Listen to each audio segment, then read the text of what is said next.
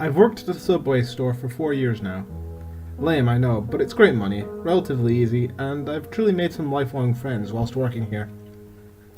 Anyone that works in any sort of fast food shop is bound to have their fair share of horror stories. A friend of mine that used to work at McDonald's almost got tasered when she went to take the customer's money through the drive-thru. Crazy shit. Anyway, apart from being robbed once while working and your general drunks, I've never had much of a story to tell. Until last week. It was a Tuesday afternoon. I was on until 5 p.m. and had started working that day at 6:30 a.m. I couldn't wait to get the hell out of there. It was around 3:30 when the other girl that I was on with started complaining she felt really sick. I told her I'd be fine working until 5 by myself, so she left.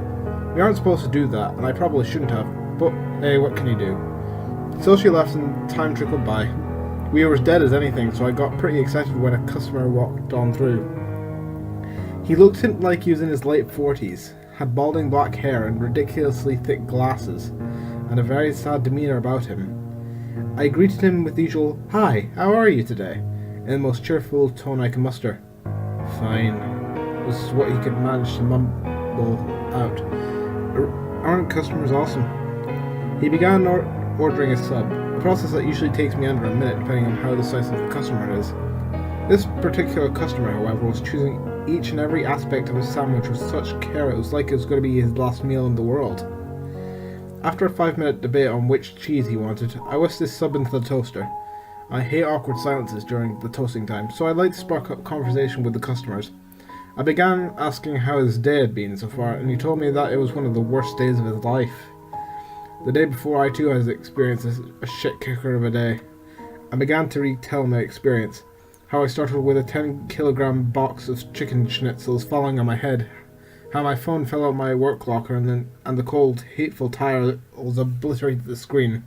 How I then had to catch a bus home from work only to realize 20 minutes in I was on the wrong bus and on the complete opposite side of town, and how it ended with me walking home in the pouring rain to find out I was locked out.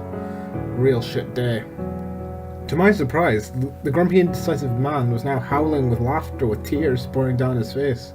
Now, I admit it was kind of funny, but it wasn't that funny.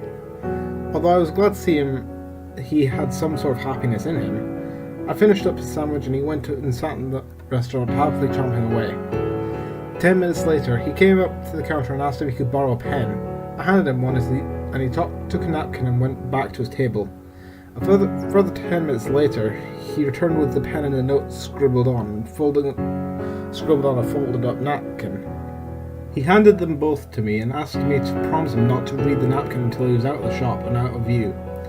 I gingerly agreed, and he left the shop and walked onto the highway that is in front of my store.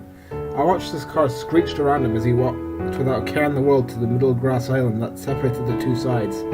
For a few very long minutes, he stared down the highway into oncoming traffic, like he was judging when a good time it would be to cross back over. But that couldn't be it. I thought, what the hell was he doing? As if he had heard my thoughts, the man turned to me with the biggest grin plastered across his face and started waving. A bit confused and very creeped out, I waved back. It was then that he stepped out in front of a log truck. I had never seen someone get hit by a vehicle, and I never wish to again.